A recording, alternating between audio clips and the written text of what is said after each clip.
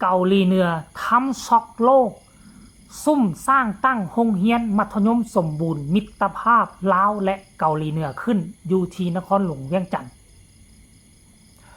ทักทายสบายดี FC แฟนคลับทุกท่านก่อนนอนมาพบมาพ่อกันอีกคลิปหนึ่งก็แล้วกันท่านผู้ชม FC แฟนคลับถือว่าเป็นข่าวช็อกโลกในฐานะที่ค่อยเป็นคนลาวค่อยก็ยังบ่เคยได้ยินข่าวว่าลาวกับเกาหลีเหนือสร้างโรงเรียนร่วมกันอยู่ในนครหลวงเวียงจันทน์จนมากระทั่งมื้อนี้มีข้อมูลข่าวสารจากหนังสือพิมพ์ลาวพัฒนาได้ออกมาตีมาพิมพ์ข่าวเมื่อ2 ชั่วโมงก่อนหน้านี้โรงเรียนมิตรภาพลาวเกาหลีเหนือสร้างสำเร็จเสร็จสิ้นและเปิดพิธีนำไส้มื้อนี้เป็นทางการเรียบร้อยแล้วท่านผู้ชม FC แฟนคลับเดี๋ยวไปอ่านเบิ่งหนังสือพิมพ์ลาวพัฒนาเขาเจ้าเขียนว่าจังไดเนาะเปิดป้ายสื่อโรงเรียนมัธยมสมบูรณ์มิตรภาพสปป.เกาหลีอย่างเป็นทางการลาวกับสปป.เกาหลีเนาะท่านผู้ชมวันที่9 ตุลา2025ที่ผ่านมานี่ที่บ้านนาควายเมืองไซเศรษฐานครหลวงเวียงจันทน์สมาคมมิตรภาพลาวและเกาหลีเหนือโรงเรียนมัธยมสมบูรณ์มิตรภาพลาวเกาหลีเหนือร่วมกับสถานเอกอัครราชทูตแห่งสปป.เกาหลีประจำสปป.ลาวได้จัดพิธีประกาศสื่อโรงเรียนมัธยมสมบูรณ์มิตรภาพลาวและเกาหลีเหนือปะทักกถาวันสร้างตั้งพรรคแรงงานเกาหลีครบรอบ80 ปีในวันที่10เดือน10 1945หาวันที่10เดือน10 2025โดยการเข้าร่วมของทานอาจสะพังทอง 4,000 ดอนประธานคณะกรรมการปกครองนครหลวงเวียงจันทน์ประธานสมาคมมิตรภาพลาวเกาหลีเหนือทานลียองซุนหรือว่าลียองซุนนั่นแหละท่านผู้ชม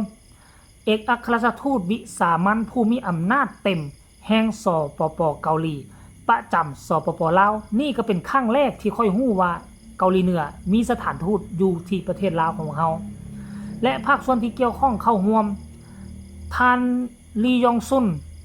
ได้ปาฐกถาถึงผลงานและมูลเสื้อแห่งการต่อสู้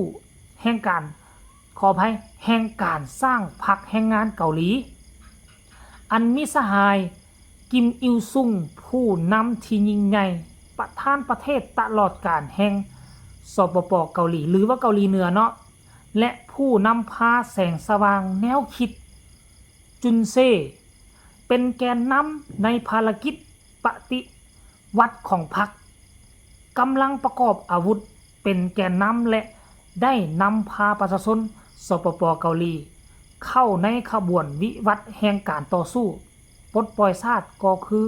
ปกปักรักษาและสร้างสาพัฒนาประเทศชาติเกาหลีเหนือและสหายกิมจองอึนผู้นำที่ยิ่งใหญ่เลขาธิการพรรคแรงงานเกาหลีตลอดกาลประธานคณะกรรมการป้องกันประเทศแห่งสปป.เกาหลีเป็นผู้สืบต่อนำพาภารกิจดังกล่าวพร้อมด้วยกันนี่ท่านเอกอัครราชทูตก็ยังได้ยกให้เห็นถึงสายพัวพันมิตรภาพและการร่วมมืออันเป็นมูลเสื้อระหว่าง2 พรรค 2 รัฐและประชาชนลาวและเกาหลีเหนือในระยะที่ผ่านมา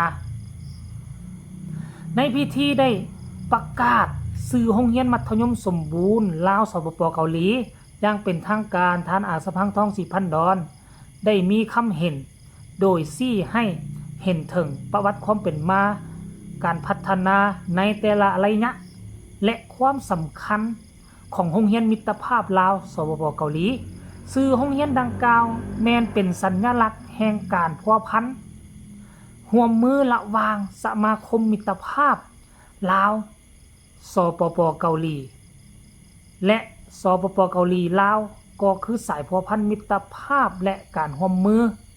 ที่เป็นมูลเสื้อระหว่าง2 พรรค 2 รัฐประชาชน2 ชาติลาวเกาหลีเหนือที่ได้สร้างตั้งขึ้นบนพื้นฐาน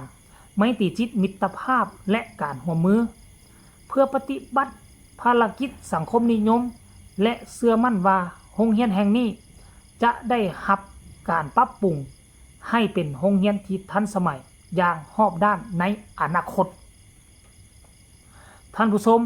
FC แฟนคลับนี่คือเนื้อในใจความของบทข่าว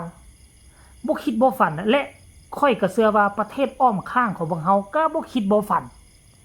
ว่ามันจะมีโรงเรียนมิตรภาพลาวเกาหลีบ่แม่นเกาหลีใต้เลยลาวเกาหลีเหนือพอเฮาก็ฮู้อยู่ดีแล้วว่าเกาหลีเหนือเป็นประเทศที่ปิดบ่มีประเทศใดที่จะสามารถค้าขายคบค้าสมาคมได้นอกจากจีนรัสเซียแล้วก็อิหร่านเหล่านี้เป็นต้นแต่ว่ามาวันนี้มันเป็นการเฮ็ดเซอร์ไพรส์โลกเกาหลีเหนือได้แหวกแนว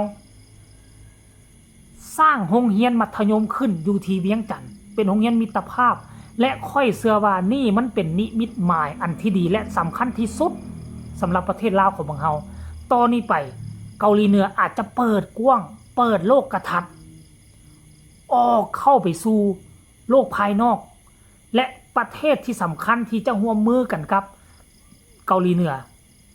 ที่เกาหลีเหนือจะออกร่วมมือนำนั่นก็คือเพื่อนมิตรอุดมการณ์อันเดียวกันนั่นก็คือสังคมนิยมบ่ว่าจะเป็นลาวเวียดนามจีนรัสเซียเบลารุสคิวบาอิหร่านเหล่านี้เป็นต้น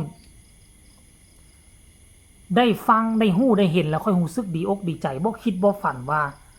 มันจะเกิดขึ้นอยู่บนพื้นแผ่นดินลาวของพวกเฮาสมพอดอกที่ว่าประธานประเทศของพวกเฮาหาก็ไปเยี่ยมยามเกาหลีเหนือนะวันที่7วันที่8นี่เนาะเพราะว่าเป็นวันที่สำคัญแล้วก็โรงเรียนแห่งนี้ก็สร้างตั้งขึ้นมาก็เพื่อเฉลิมฉลองเนาะพักให้งานเกาหลีเหนือครบรอบ80ปีบ่ท่านผู้ชมคันจับบ่ผิดนะคันผิดก็ต้องขอโทษขออภัยนำเด้อเนาะสรุปรวมแล้วก็คือนับตั้งแต่นี้ต่อไปเกาหลีเหนือกับลาวเนาะจะร่วมมือกันหลายขึ้นบ่ว่าจะเป็นทางด้านเศรษฐกิจบ่ว่าจะเป็นการช่วยเหลือบ่ว่าจะเป็นทางด้านการทหารมันน่าจะมาต่อหลังจากนี้ไปท่านผู้ชม FC แฟนคลับสำหรับคลิปนี้ก็ขอฝากฝังเอาไว้สำนี้ใครมีคำตำหนิติชมคำคิดคำเห็นส่งข่าวมาใต้คอมเมนต์ฝากทุกคนกดไลค์กดแชร์กดติดตามเอาไว้ให้แน่เพื่อจะบ่พลาดคลิปดีๆแบบนี้ตลอดไปข้อมูลอาจจะบ่จะแจ้งอ่านอาจจะของค่าแน่จักหน่อยนึงก็ต้องขอโทษขออภัย